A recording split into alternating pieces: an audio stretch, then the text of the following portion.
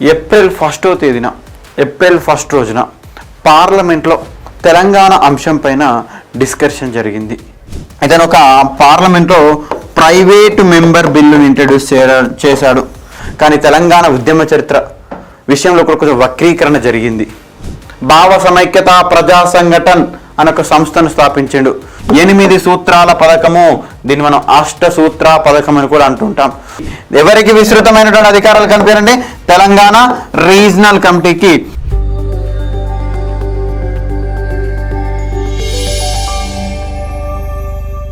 మరి తెలంగాణ ఉద్యమ చరిత్ర సబ్జెక్టులో భాగంగా ఈరోజు మనం చర్చించుకోబోయే టాపిక్ ఏప్రిల్లో జరిగినటువంటి ఇన్సిడెంట్స్ గురించి చర్చించుకుంటాం.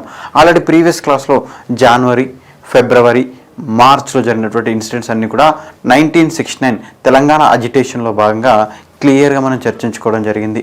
మరి ఈ యొక్క క్లాస్లో ఏప్రిల్లో జరిగినటువంటి ఇన్సిడెంట్స్ను డీటెయిల్గా చర్చించుకుంటాం. సో మరి ఏప్రిల్ 1వ తేదీన ఏప్రిల్ 1 రోజున పార్లమెంట్లో తెలంగాణ అంశం పైన డిస్కషన్ జరిగింది. ఎవరి రోజండి? ఏప్రిల్ 1, 1969 రోజున, ఏప్రిల్ 1, 1969 రోజున పార్లమెంట్లో ఏ అంశం పైన చర్చ జరిగిందండి? తెలంగాణ అంశం పైన సుదీర్ఘంగా ఒక 4 గంటల పాటు చర్చ జరగడం జరిగింది. ఎన్ని అవర్స్ అండి? 4 అవర్స్ తెలంగాణ అంశం పైన సుదీర్ఘంగా చర్చ జరిగింది. మరి చర్చ జరగడానికి ప్రధానమైన కారణమైనటువంటి వ్యక్తి ఎవరు సార్ అంటే నిజామాబాద్ పార్లమెంటు సభ్యుడైనటువంటి ఎవరండి? నారాయణ రెడ్డి గారు. ఎవరు? నారాయణ రెడ్డి. నిజామాబాద్ పార్లమెంటు సభ్యుడైనటువంటి నారాయణ రెడ్డి గారి యొక్క ప్రోద్బలంతో ఆ రోజు మనకు ఎక్కడైతే తెలంగాణ యొక్క పదాన్ని మేము తెలంగాణ గురించి చర్చ చేపట్టము, తెలంగాణ పైన చర్చ అవసరం లేదన్నటువంటి నీలం సంజీవ రెడ్డి గారు ఏ రోజైతే అన్నారో దాని నెక్స్ట్ డేనే సుదీర్ఘంగా తెలంగాణ అంశం పైన 4 గంటల పాటు పార్లమెంట్లో చర్చ జరిగింది. మరి తను ఎక్కడి నుంచి ప్రాతినిధ్యం వహిస్తున్నాడు సార్ అంటే నిజామాబాద్ నుంచి మెంబర్ ఆఫ్ పార్లమెంటుగా ప్రాతినిధ్యం వహిస్తున్నటువంటి వ్యక్తి నారాయణ రెడ్డి. మరి తన యొక్క ప్రోద్బలంతో ఆ రోజు చర్చ జరిగింది. అదేవిధంగా అదే రోజున ఇతను ఒక పార్లమెంట్లో ప్రైవేటు మెంబర్ బిల్లును ఇంట్రడ్యూస్ చేశాడు. దేన్ని ఇంట్రడ్యూస్ చేశాడండి? ప్రైవేట్ మెంబర్ బిల్లును కూడా మనకి ఇంట్రడ్యూస్ చేశాడు. సార్ మరి యొక్క ప్రైవేట్ మెంబర్ బిల్ అనేది వీగిపోయినటువంటి పరిస్థితి. ప్రైవేట్ మెంబర్ బిల్ అనేది మనకు ఆమోదం పొందలేదు, కానీ తిరస్కరించబడింది ప్రైవేట్ మెంబర్ బిల్. కానీ ఎక్కడైతే తెలంగాణ పైన చర్చ జరగదు, చర్చ చేయను అన్నటువంటి స్పీకర్ నీలం సంజీవరెడ్డి గారు అనడంతో ఇతను పట్టుబట్టడంతో 1969 తెలంగాణ అజిటేషన్లో ఒక గొప్పనటువంటి సందర్భం ఏంటంటే పార్లమెంట్లో తెలంగాణ అంశం పైన చర్చ జరగడం. అదేవిధంగా చూసుకున్నట్టయితే 3 ఏప్రిల్ రోజున జి వెంకటస్వామి గారు. ఎవరండి?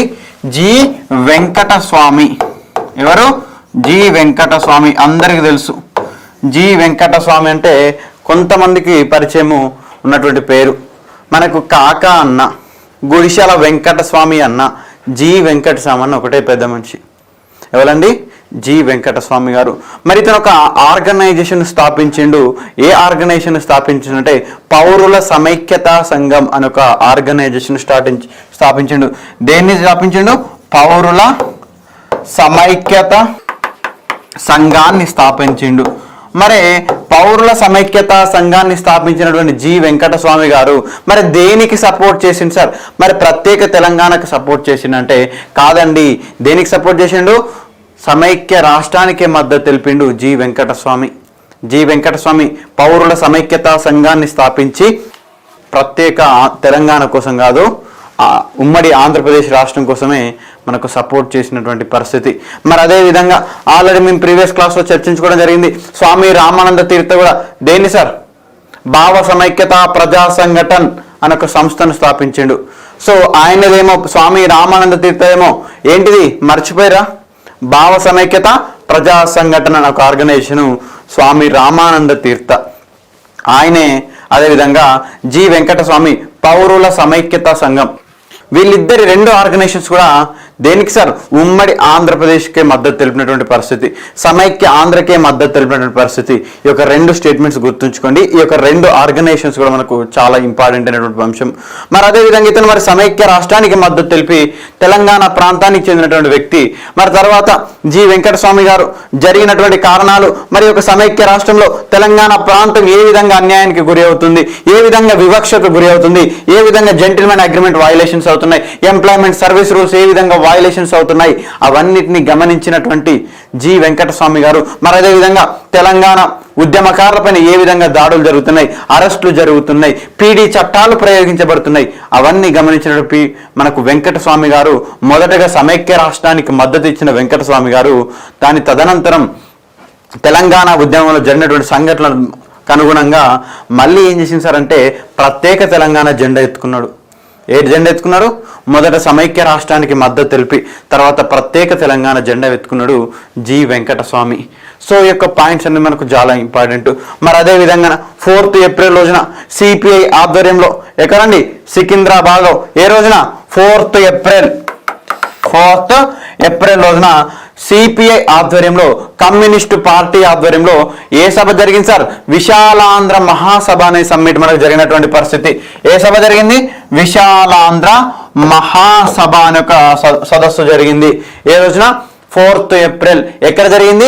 సికింద్రాబాద్లో జరిగింది. మరి ఎక్కడ జరిగింది? సికింద్రాబాద్ ఏడుంది? తెలంగాణ ప్రాంతంలో ఉంది.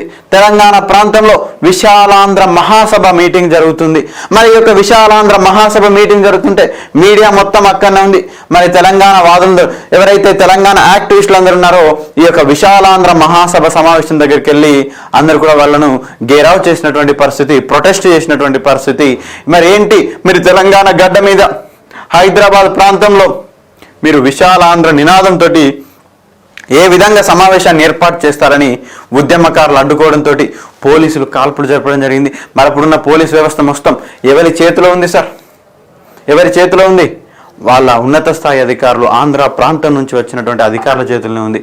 మరి అలా కాల్పులు జరపగా ఇక్కడ ఉన్నటువంటి తెలంగాణ ఉద్యమకారుల పైన లాఠీ చార్జీలు జరిగినాయి. తదనంతరం మనకు ఫైరింగ్ కూడా జరిగింది.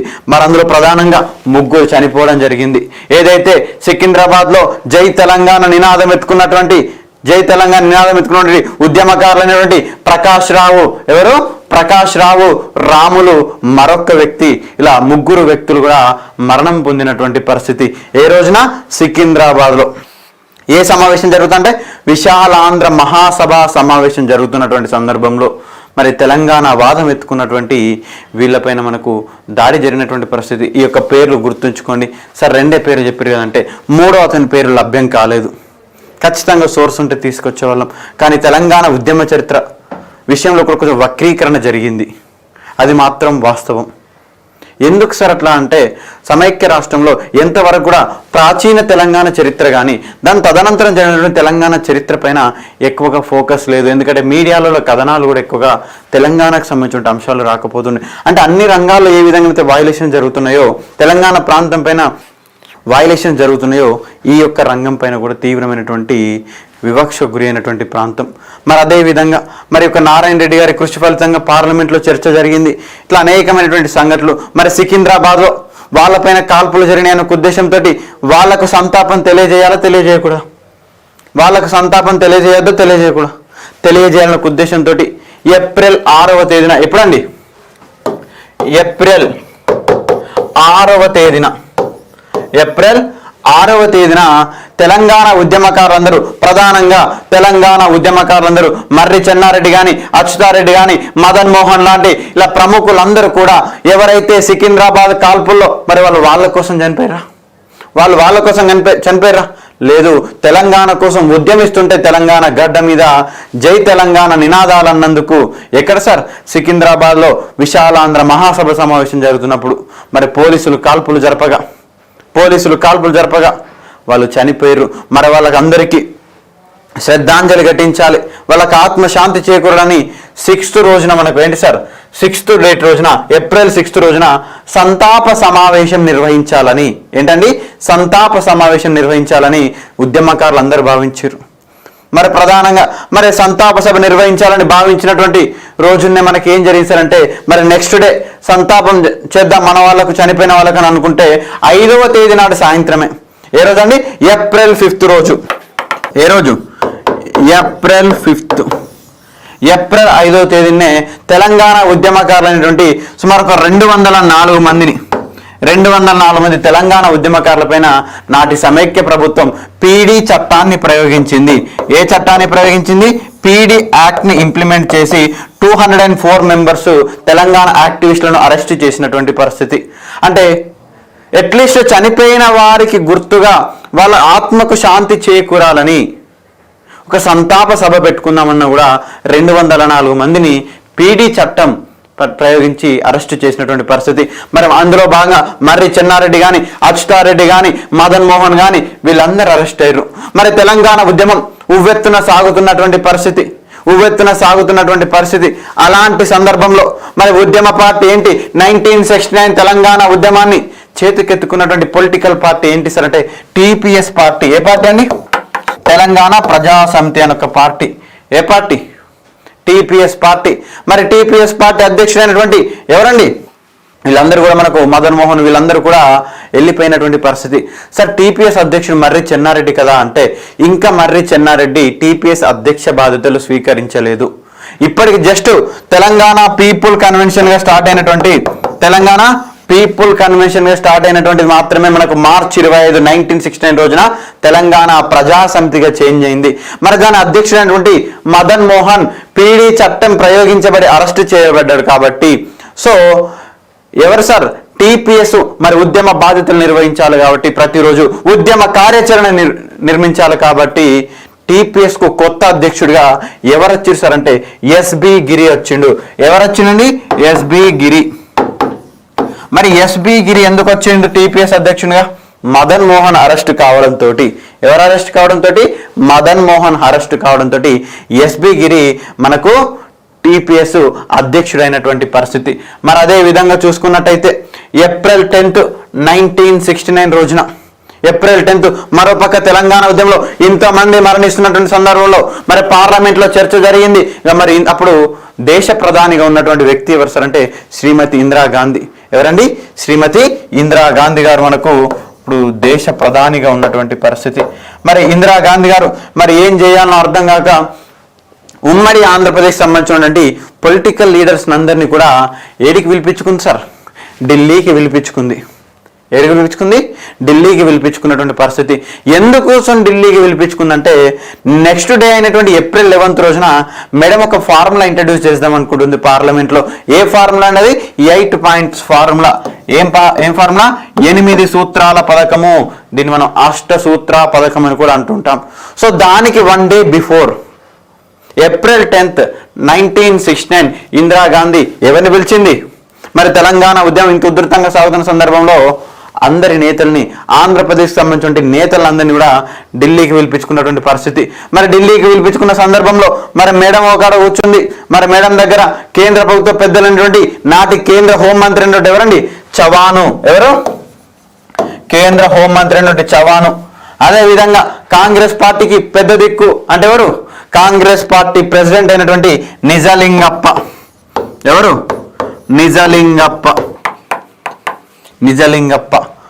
నిజలింగప్ప, చవాను, శ్రీమతి ఇందిరాగాంధీ వీళ్ళందరినీ ఆంధ్రప్రదేశ్ నుంచి వచ్చినటువంటి నేతలందరితోటి చర్చలు జరుపుతున్నారు. మరి ఏంటి మీ యొక్క సమస్యలు ఏంటి? తెలంగాణ పైన మీ అభిప్రాయం ఏంటంటే అడగంగా మనకు మరి యొక్క సమావేశాల్లో పాల్గొన్నటువంటి ఆంధ్ర ప్రాంత నేతలు ఎవరు సార్ అంటే మేడం పిలిపించుకున్నది ఆంధ్రప్రదేశ్ కాకాని వెంకటరత్నంని పిలిపించుకుంది. ఎవరిని? కాకాని వెంకటరత్నంని పిలిపించుకుంది. అదేవిధంగా రాఘవయ్యను, కొత్త రాఘవయ్య అని ఒక పెద్ద మనిషిని, అదేవిధంగా దామోదరం సంజీవయ్య, మాజీ ముఖ్యమంత్రి అయినటువంటి దామోదరం సంజీవయ్య, ఇలాంటి అనేక మందిని ఆంధ్ర ప్రాంతం నుంచి పిలిపించుకుంది. మరి తెలంగాణ ప్రాంతం నుంచి ఎవరెవరిని పిలిపించుకుంది సార్ అంటే మర్రి చెన్నారెడ్డిని. ఎవరిని? మర్రి చెన్నారెడ్డి. మరి అదేవిధంగా ఇంకొక పెద్ద మనిషి వల్లూరి బసవరాజు. ఎవరు? విబి రాజు అంటాం మనం, వికాలైజ్ విబి రాజు. మరి ఈ యొక్క వల్లూరి బసవరాజును, మర్రి చెన్నారెడ్డిని, అదేవిధంగా నూకల రామచంద్రయ్య లాంటి పెద్ద మనుషులందరినీ పిలిపించుకొని మాట్లాడింది. మరి ఏంటి మీ సమస్య ఏంటి? తెలంగాణ పైన మీ యొక్క వాదం ఏంటి అని అడిగినటువంటి సందర్భంలో మరి ఎవరి వాదన వాళ్ళు వినిపించారు. మరి ఇవన్నీ విన్నది మేడం, ఇవన్నీ సైలెంట్గా ఏం చేసింది సార్ అంటే నెక్స్ట్ డే 11th ఏప్రిల్ 1969 రోజున పార్లమెంట్లో ఇందిరాగాంధీ ఇంట్రడ్యూస్డ్ 8 పాయింట్స్ ఫార్ములా.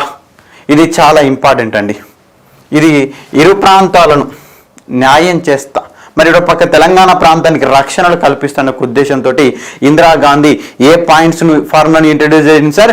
8 సూత్రాల పథకము. దీన్ని మనం 8 పాయింట్స్ ఫార్ములా అంటాము.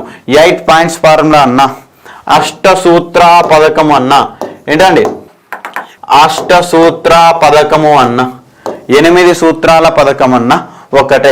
ఏ రోజున ఇందిరాగాంధీ గారు 8 పాయింట్స్ ఫార్ములాని ఇంట్రడ్యూస్ చేశారు సార్ అంటే 1969 ఏప్రిల్, ఎప్పుడు?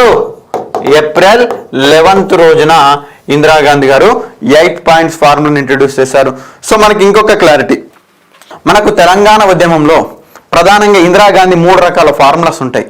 ఒకటి మనకు 8 పాయింట్స్ ఫార్ములా.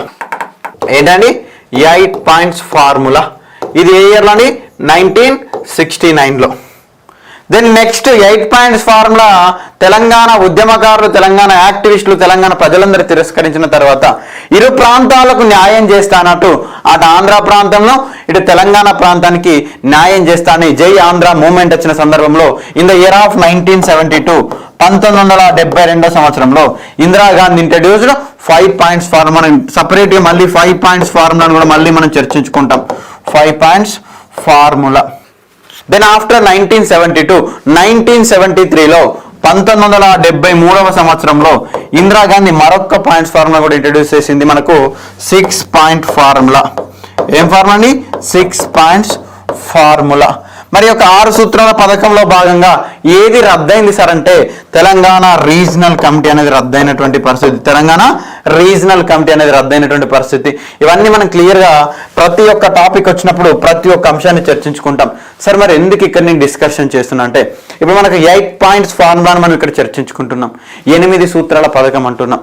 సో మరి రేపు ఎగ్జామ్లో sequence, please arrange the sequence order అంటాడు. సీక్వెన్స్ ఆర్డర్లో ఇందిరాగాంధీ ఇంట్రడ్యూస్ చేసినటువంటి పాయింట్స్ ఫార్ములాను సీక్వెన్స్ ఆర్డర్లో పెట్టండి అంటాడు. సో గుర్తుంచుకోండి 800, ఒక నంబర్ గుర్తుంచుకోండి. ఏ నంబర్? 856. 856 అని ఒక నంబర్ను గుర్తుంచుకుంటే సీక్వెన్స్గా మీకు వస్తుంటుంది. లేదంటే ఒక వేవ్ను గుర్తుంచుకోండి. ఫస్ట్ ఒక పెద్ద నంబర్, తర్వాత కొంచెం తక్కువ, మళ్ళీ పెరిగినటువంటి పరిస్థితి. అంటే ఇది 8 పాయింట్స్, ఇది 5 పాయింట్స్, ఇది 6 పాయింట్స్. ఈ విధంగా గుర్తుంచుకోండి. 856 ఈ యొక్క నంబర్ను గుర్తుంచుకోండి. ఇది ప్రీవియస్ ఎగ్జామ్స్లో చాలాసార్లు అడిగిండు సార్. దీని డేటు 5 పాయింట్స్ ఫార్ములాకి సంబంధించి మీకు నంబర్ ఆఫ్ బుక్స్లో 1971 అని ఉంటుంది. అది మిస్టేక్ అండి, అది తప్పు. ఎప్పుడు జరిగింది సార్? ఇంట్రడ్యూస్ 5 పాయింట్స్ ఫార్ములా ఎప్పుడు ఇంట్రడ్యూస్ చేయడం జరిగింది? 1972లో ఇంట్రడ్యూస్ చేయడం జరిగింది. సో మరి అదే విధంగా చూసుకున్నట్టయితే 1969లో మరి 8 సూత్రాల పథకంలో భాగంగా ఇందిరాగాంధీ మేడం, మరి ఇక్కడ ఉన్నటువంటి ఇందిరాగాంధీ మేడం ఏం ఇంట్రడ్యూస్ చేసింది, ఏంది మరి 8 పాయింట్స్ ఏంటి అనే ఒక అంశాన్ని కూడా మనం పరిశీలించుకున్నట్టయితే తెలంగాణ మిగులు నిధులను లెక్కించడం కోసం ఒక సుప్రీంకోర్టు జడ్జి ఆధ్వర్యంలో ఉన్నత అధికారిక సంఘాన్ని ఏర్పాటు చేయాలి. దేనికోసమట? తెలంగాణ సర్ప్లస్ ఫండ్స్ ను లెక్కించడం కోసం, ఎస్టిమేట్స్ చేయడం కోసం ఎవరి ఆధ్వర్యంలో కమిటీ ఏర్పాటు చేయాలంటుంది? సుప్రీంకోర్టు జడ్జి ఆధ్వర్యంలో ఒక కమిటీ వేయాలని చెప్తుంది. This is the first point in 8 points formula. అష్టసూత్ర పథకంలో మొదటి పాయింట్ అది. మరి రెండవ పాయింట్ ఏం చెప్తుంది సార్ అంటే తెలంగాణ మిగులు నిధులను ఏడ ఖర్చు చేయాలి సార్ అంటే వెంటనే తెలంగాణ ప్రాంతంలో ఖర్చు చేయాలి. ఏంటి? తెలంగాణ సర్ప్లస్ ఫండ్స్ ను ఎక్కడ స్పెండ్ చేయాలని చెప్తుంది? తెలంగాణ ఏరియాలోనే ఖర్చు చేయాలని చెప్తుంది. మరి తెలంగాణకు జరిగినటువంటి నష్టాన్ని కూడా, ఆ యొక్క నష్టంలో ఉన్నటువంటి నిధులను కూడా వెంటనే తెలంగాణ ప్రాంతానికి సమకూర్చాలి. తెలంగాణ ప్రాంతానికి సమకూర్చాలి అని మనకి ఇక్కడ నిర్ణయం తీసుకున్నటువంటి పరిస్థితి. సో ఫస్ట్ వన్ ఏంటి? ఫస్ట్ పాయింట్ ఏంటి? మర్చిపోయారా? ఒక్కసారి మళ్ళీ గుర్తు చేసుకుని రిమెంబర్ చేసుకునేటువంటి పరిస్థితి చేయండి. తెలంగాణ మిగులు నిధులను అంచనా వేయడం కోసం సుప్రీంకోర్టు జడ్జి ఆధ్వర్యంలో ఒక ఉన్నత అధికారిక సంఘాన్ని. అదేవిధంగా సెకండ్ పాయింట్ వచ్చేసరికి ఏంటి సార్? తెలంగాణ మిగులు నిధులు వెంటనే తెలంగాణ ప్రాంతంలో ఖర్చు చేయాలి, తెలంగాణకు అవసరమైనటువంటి నిధులన్నింటినీ కూడా వెంటనే తీసుకొని రావాలి. ఇవన్నీ ఎందుకోసం సార్ అంటే ఈ యొక్క పాయింట్స్ ఫార్మ్ ఏంటంటే 1969 ఉద్యమాన్ని నీరుగార్చేటువంటి ప్రయత్నం చేయాలనే ఉద్దేశంతో ఏదో మరి రక్షణలు ఇస్తున్నా అని చెప్పడం కోసం మరి మేము కూడా కేంద్ర ప్రభుత్వం కూడా తెలంగాణ పైన కొంచెం సీరియస్గా ఉంది, తెలంగాణ రక్షణ కోసం కాంగ్రెస్ పార్టీ కూడా సీరియస్గా ఆలోచిస్తున్న అంశాన్ని తెలియజేయాలనే ఉద్దేశంతో ఈ పాయింట్స్ ఫార్ములాలు ఇంట్రడ్యూస్ చేయడం జరిగింది. ఇవన్నీ కూడా తెలంగాణ వాదులు తిరస్కరించారు. సరే ఏదైతేనేంటి మనకు సబ్జెక్ట్ ఓరియంటేషన్లో ఈ యొక్క 8 పాయింట్స్ ఏంటి అని అడుగుతాడు కాబట్టి జాగ్రత్తగా గుర్తుంచుకోండి. ఇది ఇందాక ఫస్ట్ పాయింట్, ఇది సెకండ్ పాయింట్. మరి థర్డ్ పాయింట్ వచ్చేసరికి ఈ యొక్క 8 పాయింట్స్ ఫార్ములాలో భాగంగా ఏంటి సార్, ముఖ్యమంత్రి గారి అధ్యక్షతన, రాష్ట్ర ముఖ్యమంత్రి గారి యొక్క అధ్యక్షతన ఏం చేయాలి సార్ అంటే మనకు ఒక కమిటీ ఏర్పాటు చేయాలి, ఒక ప్లానింగ్ కమిటీ ఏర్పాటు చేయాలి. ఎవరి అధ్యక్షతన ఒక ప్రణాళిక కమిటీని ఏర్పాటు చేయాలి? రాష్ట్ర ముఖ్యమంత్రి ఎవరైతే మరి పేరు పెట్టింది ముఖ్యమంత్రి, పలాని ముఖ్యమంత్రి పేరు మీద కమిటీ ఏర్పాటు చేయమని లేదు, రాష్ట్ర ముఖ్యమంత్రి ఆధ్వర్యంలో ఒక ప్లానింగ్ కమిటీని ఏర్పాటు చేయాలి, ఒక ప్లానింగ్ కమిటీని ఏర్పాటు చేయాలి. మరి యొక్క ప్లానింగ్ కమిటీలో ఎవరెవరు సభ్యులుగా ఉండాలంటే ఒకరు ప్రణాళికా సంఘం సభ్యుడై ఉండాలి. ఎవరు ఉండాలంట? ఒకరు ప్లానింగ్ కమిషన్ మెంబర్ అయి ఉండాలి. సో ఈ కమిటీకి CM under the leadership of CM ఆధ్వర్యంలో తెలంగాణ డెవలప్మెంట్ కమిటీ ఒకటి ఉండాలి. ఆ కమిటీలో మరి ఎవరెవరు ఉండాలనే ఒక అంశాన్ని కూడా పరిశీలించినట్టయితే ఆ కమిటీలో ఖచ్చితంగా వన్ పర్సన్ ఎవరు ఉండాలి? ప్లానింగ్ కమిషన్ మెంబర్ ఉండాలి. ఇంకెవరు ఉండాలి సార్ అంటే సార్ తెలంగాణ నుంచి ఎవరైతే రిప్రజెంట్ చేస్తున్నటువంటి మినిస్టర్స్ ఉండాలి. ఎవరు ఉండాలి? తెలంగాణ ప్రాంతం నుంచి ఎవరైతే ప్రాతినిధ్యం వహిస్తున్నటువంటి మంత్రులు ఉండాలి. అదేవిధంగా తెలంగాణ రీజనల్ కౌన్సిల్ అని ఉందా? తెలంగాణ రీజనల్ కౌన్సిల్ టిఆర్సి మన కౌన్సిల్ కమిటీ అనాలి, కౌన్సిల్ స్థాయిని కమిటీ స్థాయికి దిగజార్చారు. So Telangana regional committee member Telangana regional council chairman మెంబర్గా మనకి ఇక్కడ ఉండాలి. ఇది ఎన్నో పాయింట్? థర్డ్ పాయింట్లో మనకు పొందుపరిచినటువంటి పరిస్థితి ఏమని చెప్తుంది? ముఖ్యమంత్రి అధ్యక్షతన ఒక ప్రణాళిక కమిటీ ఉండాలి, ఒక డెవలప్మెంట్ కమిటీ ఉండాలి. మరి ఆ డెవలప్మెంట్ కమిటీలో ప్రణాళిక అభివృద్ధి కమిటీ ఒకటి ఉండాలి. మరి ఆ యొక్క కమిటీలో ప్రణాళికా సంఘం సభ్యుడు ఖచ్చితంగా ఒకరు సభ్యులుగా ఉండాలి. తెలంగాణ ప్రాంతానికి చెందినటువంటి మంత్రులు సభ్యులుగా ఉంటారు. తెలంగాణ రీజనల్ కమిటీ యొక్క చైర్మన్ అందులో సభ్యుడిగా ఉంటాడు అని ఇది 8 పాయింట్స్ ఫార్మ్లోని మనకు థర్డ్ పాయింట్. మరి అదేవిధంగా ప్రణాళికలు అమలు చేయడం కోసం ఏంటి సార్? ప్రణాళికలు అమలు చేయడం కోసం ప్రణాళికా సంఘం సలహాదారుడు అధ్యక్షతన మరొక కమిటీ వేయాలి. సో ఇప్పటివరకు ఎన్ని కమిటీ సార్? ఫస్ట్ పాయింట్లో ఒక కమిటీ ఏర్పాటు చేయాలి సుప్రీంకోర్టు జడ్జి ప్రకారంగా, అవునా కాదా? సెకండ్ మనకు ఇక్కడ ఎక్కువ పడినటువంటి థర్డ్ పాయింట్లో ముఖ్యమంత్రి అధ్యక్షతన ప్రణాళికల అభివృద్ధి కమిటీ. మరి అదేవిధంగా ఇక్కడ ప్రణాళికా సంఘం సభ్యుడి అధ్యక్షతన ఇంకొకటి ఏంటి సార్? ఒక సంఘం ఏర్పాటు చేయాలి, ఒక కమిటీ ఏర్పాటు చేయాలని ఇక్కడ ఒక పాయింట్. సో ఇప్పటివరకు ఎన్ని కమిటీలు ఏర్పాటు చేయమని చెప్తుంది? ఇప్పటివరకు అకార్డింగ్ టు 8 పాయింట్స్ ఫార్మ్లో 4 పాయింట్ వరకు 3 కమిటీలను ఏర్పాటు చేయాలి. 3 కమిటీలకు సంబంధించిన ప్రస్తావన ఇవ్వడం జరిగింది. మరి ఇది 4th పాయింట్. మరి అదేవిధంగా 5th పాయింట్ ఏంటి సార్ అంటే 8 సూత్రాల పథకంలో భాగంగా 5th పాయింట్ వచ్చేసరికి 8 సూత్రాల పథకంలో భాగంగా 5వ పాయింట్ వచ్చేసరికి తెలంగాణ ప్రాంతీయ కమిటీకి విస్తృతమైనటువంటి అధికారాలు కల్పించాలి. ఎవరికి విస్తృతమైనటువంటి అధికారాలు కల్పించాలంటే తెలంగాణ రీజనల్ కమిటీకి విస్తృతమైనటువంటి అధికారాలు కల్పించాలి. సో అంటే మోర్ పవర్స్ ఇవ్వాలి అని చెప్తున్నది. ఎవరికి ఇస్తుందంట? తెలంగాణ రీజనల్ కమిటీకి.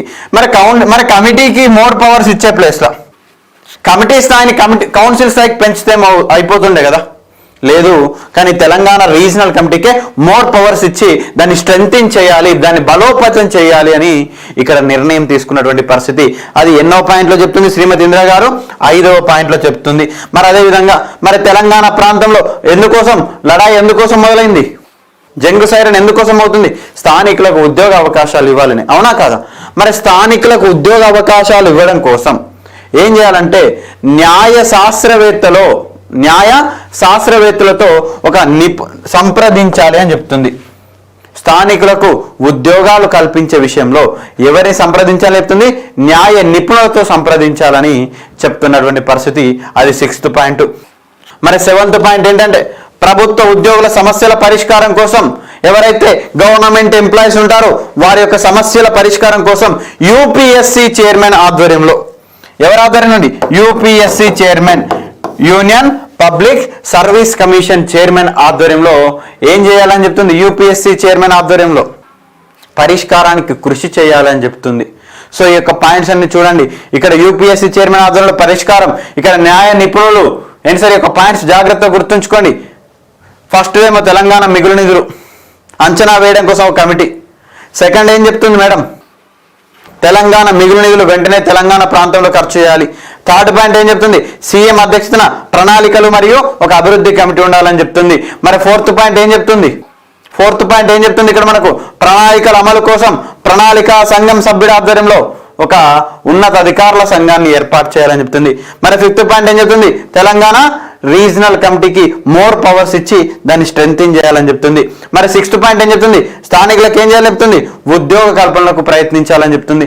మరి సెవెంత్ పాయింట్ ఏం చెప్తుంది? దానికి న్యాయ నిపుణులను సంప్రదించాలని చెప్తున్నారు. మరి సెవెంత్ పాయింట్ ఏం చెప్తుంది? ప్రభుత్వ ఉద్యోగుల సమస్యల పరిష్కారం కోసం ఏం చేయాలని చెప్తుంది? ప్రభుత్వ ఉద్యోగుల సమస్యల పరిష్కారం కోసం ఏమని చెప్తుంది? ప్రభుత్వ ఉద్యోగుల సమస్యల పరిష్కారం కోసం ఒక న్యాయ నిపుణుల ఆధ్వర్యంలో కమిటీ ఏర్పాటాలని చేయాలని చెప్తుంది. మరి అదేవిధంగా ఎయిత్ పాయింట్ ఏం చెప్తుంది సార్? 8వ పాయింట్ ఏం చెప్తుంది? ఎయిత్ పాయింట్ తెలంగాణ ప్రాంత అభివృద్ధి విషయంలో, తెలంగాణ ప్రాంత అభివృద్ధి విషయంలో, ఏ విషయంలో? తెలంగాణ ప్రాంత డెవలప్మెంట్ విషయంలో కేంద్రం ఏం చెప్తుంది? ప్రత్యేక శ్రద్ధ తీసుకుంటుంది అని చెప్తుంది. ఏమని చెప్తుంది? ప్రత్యేక శ్రద్ధ తీసుకుంటుంది అని చెప్తుంది. సో ఈ విధంగా అష్టసూత్ర పథకాలను ప్రవేశపెట్టింది. ఎయిత్ పాయింట్ ఏంటి? తెలంగాణ ప్రాంత అభివృద్ధికి ఎవరు ప్రత్యేకమైన శ్రద్ధ తీసుకుంటారంట? కేంద్ర ప్రభుత్వం తీసుకుంటుందని మనకు ఎయిత్ పాయింట్లో చెప్పినటువంటి పరిస్థితి 8వ పాయింట్లో చెప్పారు. ఈ విధంగా ఇందిరాగాంధీ గారు 8 పాయింట్స్ ఫార్ములాను ఇంట్రడ్యూస్ చేసినటువంటి పరిస్థితి. 8 పాయింట్స్ ఫార్ములాను ఇంట్రడ్యూస్ చేశారు. సో 8 పాయింట్స్ ఫార్ములా ఏ రోజున ఇంట్రడ్యూస్ అయింది? 1969 ఏప్రిల్ 11th. సో 8 సూత్రాల పథకంలో భాగంగా ఇప్పటివరకు మనకి ఎన్ని కమిటీలు ఏర్పాటు చేయమని చెప్పారు? 4 కమిటీలు. ఒకటి ప్రణాళికా సంఘం, ఒకటి ముఖ్యమంత్రి ఆధ్వర్యంలో, ఒకటి సుప్రీంకోర్టు జడ్జి ఆధ్వర్యంలో, మరి ఇంకేంటి సార్? యూపీఎస్సీ చైర్మన్ ఆధ్వర్యంలో ఒక పరిష్కారానికి ఒక అంశాలను పరిశీలించాలని చెప్పినటువంటి పరిస్థితి. సో మరి అదే విధంగా ఇక్కడ మనకు చెప్పినటువంటి అంశం ఏంటంటే 15th ఏప్రిల్ రోజున మరి 8 పాయింట్స్ ఫార్ములా అనేది ఇంప్లిమెంటేషన్లోకి రావడం జరిగిందా? అష్టసూత్ర పథకం అన్ని మరి ఇందిరాగాంధీ ఈ యొక్క 8 పాయింట్స్ ఫార్ములాను ప్రవేశపెడితే తెలంగాణ ఉద్యమకారులు అందరూ అనుకున్నారు ఇంకేంది తెలంగాణకు న్యాయం జరుగుతుంది కావచ్చు, మేడం ఏదో ప్రణాళికను ప్రకటిస్తా అంటుందంటే ఏం జరగలేదు. తెలంగాణ ఉద్యమకారులందరూ ఈ యొక్క 8 పాయింట్స్ ఫార్ములాను రిజెక్ట్ చేశారు. తెలంగాణ పీపుల్స్ అండ్ తెలంగాణ యాక్టివిస్టులు రిజెక్టెడ్ ద 8 పాయింట్స్ ఫార్ములా.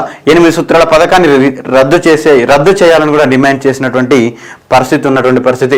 మరి అదే విధంగా 15th ఏప్రిల్ రోజున, ఏ రోజున అండి? 15th ఏప్రిల్ రోజున తెలంగాణ పోరాట దినాన్ని తెలంగాణ పోరాట దినాన్ని మనకు తెలంగాణ ప్రజాసమితి ఆధ్వర్యంలో పిలుపునివ్వడం జరిగింది. పిలుపునివ్వడం జరిగింది. తెలంగాణ పోరాట దినాన్ని మనకు జరుపుకోవాలని తెలంగాణ ప్రజాసమితి ఆధ్వర్యంలో, టీపీఎస్ ఆధ్వర్యంలో. మరి ఇప్పుడు టీపీఎస్ అధ్యక్షుడు ఎవరు ఈ యొక్క సమయానికి? గిరి. ఎవరండి? గిరి. మరి సార్ టీపీఎస్ అధ్యక్షుడు మదన్ మోహన్ కదా అంటే అతను అరెస్ట్ అయింది చెప్పాను కదా. ఏప్రిల్ 4th రోజున జరిగినటువంటి ఇన్సిడెంట్లో భాగంగా అతను అరెస్ట్ అవ్వడంతో ఎంత సార్ పీడీ చట్టాన్ని ప్రయోగించి అరెస్ట్ చేయడంతో ఇప్పుడు ఎస్బీ గిరి గారు అధ్యక్షుడిగా ఉన్నటువంటి పరిస్థితి. మరి దానికోసం మనకి ఇక్కడ ఏం జరిగింది సార్? తెలంగాణ పోరాట దినంగా మనకు నిర్వహించినటువంటి పరిస్థితి 15th ఏప్రిల్ను. మరి అదేవిధంగా 1969 ఏప్రిల్ 19th రోజున కమిటీ ఆన్ ఏంటి సార్ ఒక కమిటీని కూడా ఏర్పాటు చేసినటువంటి పరిస్థితి. 1969 ఏప్రిల్ 19th రోజున ఒక కమిటీని ఏర్పాటు చేశారు. ఎందుకోసం కమిటీని ఏర్పాటు చేశారంటే ఉద్యోగుల సమస్యలు, అదేవిధంగా రాజ్యాంగపరమైనటువంటి రక్షణల కోసం, ఉద్యోగుల సమస్యలు మరియు రాజ్యాంగపరమైన రక్షణల కోసం కేంద్ర ప్రభుత్వం 1969 ఏప్రిల్ 19th రోజున ఎవరి ఆధ్వర్యంలో అండి? సుప్రీంకోర్టు జడ్జి అయినటువంటి జస్టిస్ వాంచు అధ్యక్షతన, ఎవరి అధ్యక్షతన? జస్టిస్ వాంచు అధ్యక్షతన ఉద్యోగులు మరియు రాజ్యాంగపరమైనటువంటి సమస్యల పరిష్కారం కోసము ఏ కమిటీ ఏర్పాటు చేయబడింది? 1969 ఏప్రిల్ 9 రోజున వాంచు కమిటీ. మరి ఇందులో మెంబర్స్ ఎవరు సార్?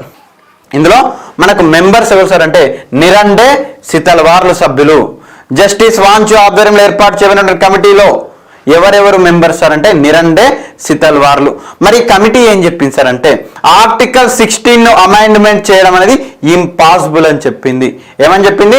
ఆర్టికల్ 16 భారత రాజ్యాంగంలోని ఆర్టికల్ 16 ఆర్టికల్ 16 సవరించడం సాధ్యం కాదు అని చెప్పింది.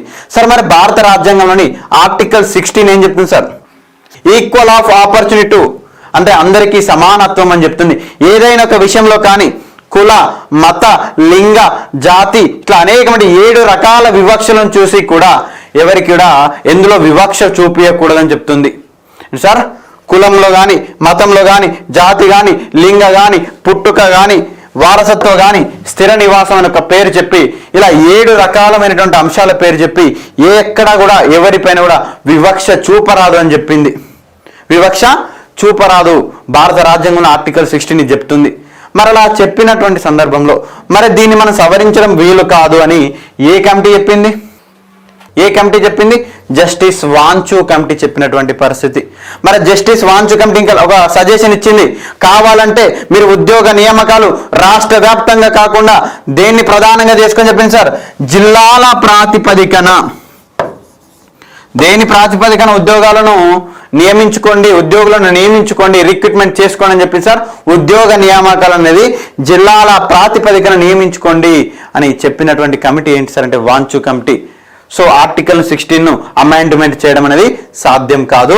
కావాలనుకుంటే మీరు జిల్లాల ప్రాతిపదిక పైన రిక్రూట్మెంట్ చేసుకోరని చెప్పినటువంటి పరిస్థితి. అలాంటి సందర్భంలోనే ఇంకొక పెద్ద మనిషి ఎవరు సార్? అదే 15 ఏప్రిల్ 1969 రోజున గౌతు లచ్చన్న. ఎవరన్నా? గౌతు లచ్చన్న అని ఒక పెద్ద మనిషి. ఏ పార్టీ సార్? సారీ, స్వతంత్ర పార్టీ. ఏంటండి? స్వతంత్ర పార్టీ. మరి ఒక స్వతంత్ర పార్టీకి సంబంధించిన గౌతు లచ్చన్న ఎవరిని కలిసింది సార్ అంటే ఢిల్లీ పోయి ఎవరిని కలిసిండు? ఇందిరాగాంధీని కలిసినటువంటి పరిస్థితి. ఇందిరాగాంధీని కలిసి దేనికోసం మద్దతు ఇచ్చింది సార్? దేన్ని డిమాండ్ చేసిండు? ప్రత్యేక తెలంగాణ రాష్ట్రాన్ని ఏర్పాటు చేయాలని. ఆంధ్ర ప్రాంతానికి చెందినటువంటి వ్యక్తి అయినప్పటికీ కూడా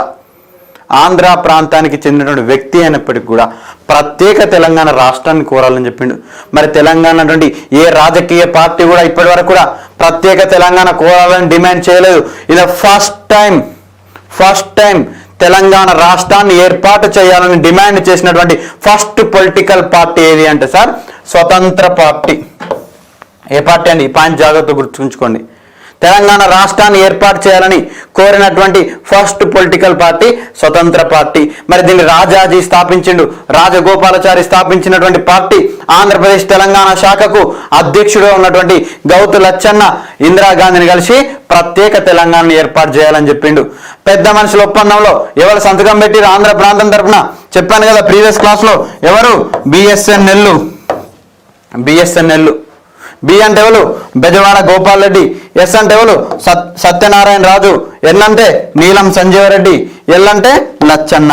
గా లచ్చన్ననే గీ లచ్చన్న, గౌతు లచ్చన్న. మరి అప్పుడు సార్ ఆంధ్ర ప్రాంతానికి చెందినటువంటి వ్యక్తి అంటే తెలుసు సార్.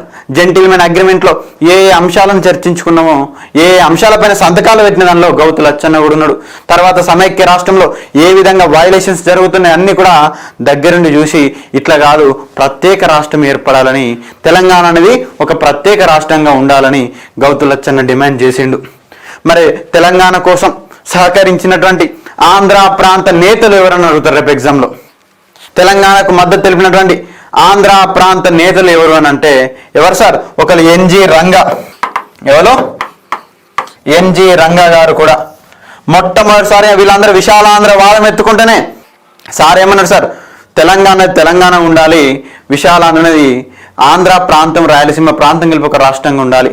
ప్రత్యేక తెలంగాణకు మద్దతు ఇచ్చినటువంటి ఆంధ్ర ప్రాంతం మరొక నేత ఎవరు సార్ అంటే ఒకరు ఎన్జి రంగా, ఇంకొకరు గౌతు లచ్చన్న.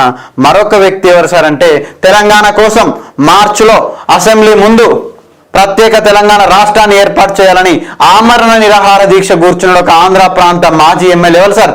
పట్టాభిరామయ్య గారు. సో జాగ్రత్తగా గుర్తుంచుకోండి. కొరపాటి పట్టాభి రామయ్య పెద్ద మనిషి. ఏ పత్రిక ఎడిటర్ అని చెప్పిన? నవశక్తి పత్రిక ఎడిటరు. అతను రాసినటువంటి ఆర్టికల్ ఏంటి, వ్యాసం ఏంటి, పాంప్లెంట్ ఏంటి? వై తెలంగాణ స్టేట్, తెలంగాణ రాష్ట్రం ఎందుకోసమని రాసిండు కొరపాటి. వీళ్ళు ముగ్గురు పేర్లు గుర్తుంచుకోండి, ఎందుకంటే వీళ్ళు ఆంధ్ర ప్రాంతానికి సంబంధించిన వాళ్ళు అయినప్పటికీ కూడా ప్రత్యేక తెలంగాణను కోరినటువంటి వాళ్ళు ఈ యొక్క ముగ్గురు. గౌతు లచ్చన్న, మరి సాక్షాత్తు ఇందిరాగాంధీనే కలిసి అడిగినటువంటి పరిస్థితి.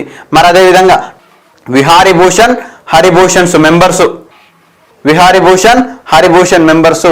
మరి ఇక్కడ కృష్ణస్వామి వచ్చేసరికి మనకు జనరల్ సెక్రటరీ. దేనికి? ఈ యొక్క వశిష్ఠ భార్గవ కమిటీకి. మరి యొక్క వశిష్ఠ భార్గవ కమిటీ ఏం చెప్పింది సార్? తెలంగాణ యొక్క సర్ప్లస్ ఫండ్స్ ఎన్ని ఉన్నాయని చెప్పింది సార్? 28.34 crores అని చెప్పింది. 28.34 కోట్లు అని చెప్పింది. అదేంది సార్? మీరు మార్చిలో కుమార్ లలిత్ కమిటీ రిపోర్ట్ చెప్పారు, అక్కడ 34.10 crores అని చెప్పింది కదా కుమార్ లలిత్ కమిటీ. మరి నెల రోజులలోనే మరి ఈ యొక్క రిపోర్ట్స్ అని ఎట్లా మారిపోయినాయి సార్? సార్ చెప్పాను, తెలంగాణ రీజనల్ కమిటీ ఏం చెప్పింది సార్? 34 కోట్లు కాదు, ఇక్కడ చెప్పినటువంటి 28 కోట్లు కాదు, తెలంగాణ సర్ప్లస్ ఫండ్సే 107 కోట్లు ఉన్నాయని చెప్పింది తెలంగాణ రీజనల్ కమిటీ. మరి యొక్క కమిటీల పేరు చెప్పి తెలంగాణ ప్రాంతం పైన కాలయాపన చేయడం, మరి ఏ లెక్కలు తీసిరో స్పష్టమైనటువంటి ఆధారాలు లేకుండా మరి వాళ్ళకి వచ్చినట్టు ఒక కమిటీ ఒక అమౌంట్ చెప్తుంది, ఇంకో కమిటీ ఇంకొక అమౌంట్ చెప్తుంది, ప్రభుత్వం ఇంకొక అమౌంట్ చెప్తుంది. అంటే తెలంగాణ మిగులు నిధులు ఎన్నున్నాయి కూడా స్పష్టంగా ఎక్కడ కూడా మనకు తెలియనట్టుకుంటా ఉన్నటువంటి పరిస్థితి సమైక్య రాష్ట్రంలో. కుమార్ లలిత్ కమిటీ ఏమో 34.10 crores, justice Vashishtha Bhargav committee ఏమో 28.34 crores. కానీ తెలంగాణ ప్రాంతం పక్షాన ప్రభుత్వం తరపున ఏర్పడినటువంటి టీఆర్సీ ఏం చెప్పింది? లలిత్ కమిటీ రిపోర్ట్ను చూసి తెలంగాణ సర్ప్లస్ ఫండ్స్ ఎన్నని చెప్పింది? 107 కోట్ల వరకు ఉంటుంది సుమారు అని చెప్పింది. అంటే మోర్ దెన్ కూడా ఉండొచ్చు ఇంకా. సో ఈ యొక్క లెక్కలన్నీ కూడా చూస్తే ఏ విధంగా ఉన్నదో పరిస్థితి కూడా మనం అర్థం చేసుకోవచ్చు. మరి అదేవిధంగా ఇలాంటి సమయంలోనే 22 ఏప్రిల్ 1969 రోజున దేన్ని నిర్వహించడం జరిగింది సార్? తెలంగాణ వంచనల దినము, అదేవిధంగా విద్రోహ దినంగా మనకు నిర్వహించినటువంటి పరిస్థితి. డేస్ అన్ని చాలా ఇంపార్టెంట్ అండి. మహిళా దినోత్సవం ఎప్పుడు జరిగింది, కోరికల దినోత్సవం డిమాండ్స్ డే ఎప్పుడు జరిగింది, విద్రోహ దినం ఎప్పుడు జరిగింది, ఈ యొక్క డేస్ అన్ని మనకు చాలా ఇంపార్టెంట్. 22 సార్ కొన్ని పుస్తకాల్లో కూడా ఈ డేట్స్ కూడా డిఫరెంట్గా ఉంటాయి. కానీ నేను మేజర్ పుస్తకాలను రిఫర్ చేసి అందులో మెజారిటీ బుక్స్లో ఏ డేట్ ఉందో దాన్నే డేట్స్ తీసుకొని రావడం జరిగింది. సార్ ఎందుకు స్పష్టమైనటువంటి డాటా లేదా? ఎక్కడ కూడా ఆ రోజు జరిగినటువంటి ఇన్సిడెంట్స్ కూడా మనోళ్ళందరికీ ఉద్యమం చేసే వరకే అక్కడికి అయిపోయింది. ఎవరు కూడా చరిత్రను రాయలేకపోయారు.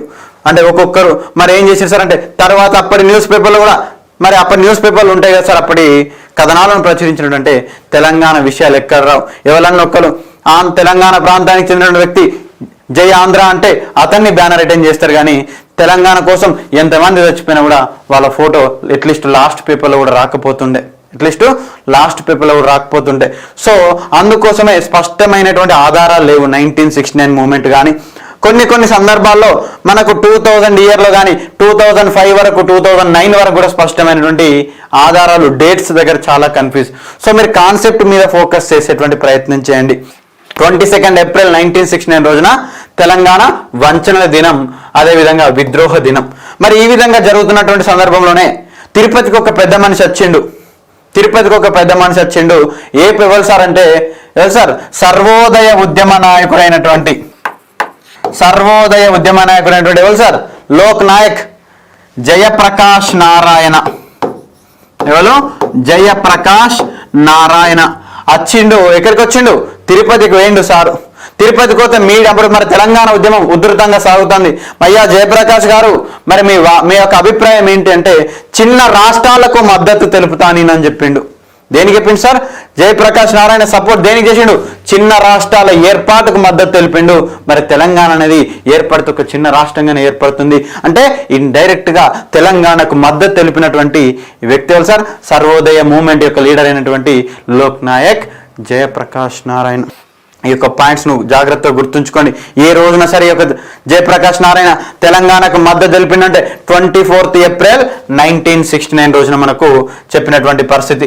మరి అదే విధంగా మరి మనకు ఏం చెప్పారు సార్, 8 పాయింట్స్ ఫార్ములాలో ఇందిరాగాంధీ చెప్పిందా ముఖ్యమంత్రి అధ్యక్షతన ప్రణాళిక మరియు అభివృద్ధి కమిటీ ఒకటి ఉండాలని చెప్పిందా?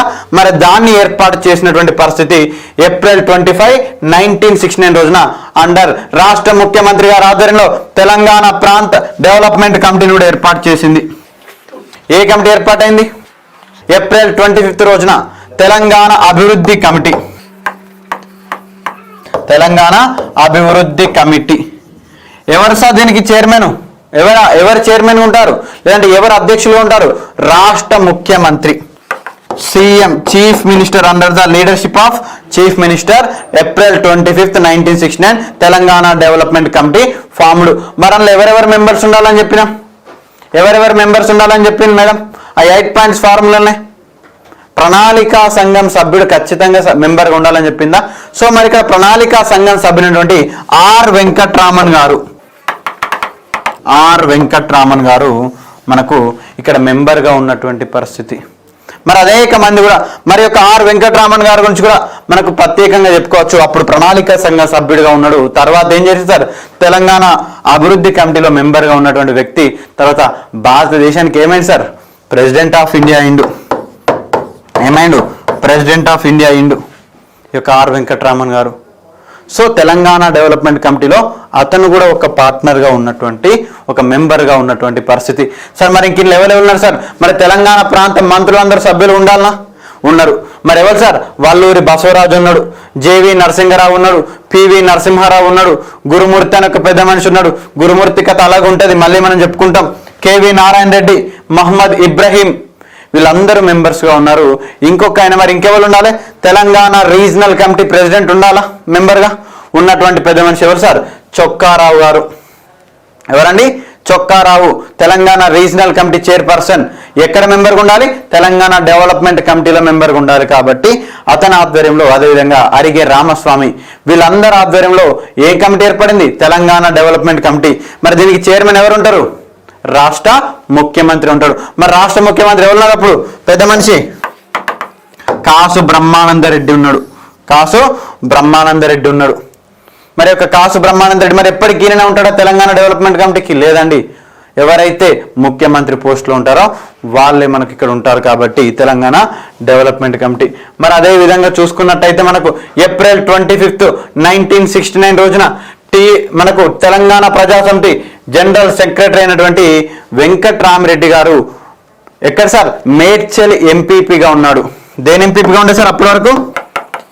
మేడ్చల్ ఎంపీపీగా ఉన్నటువంటి వ్యక్తి.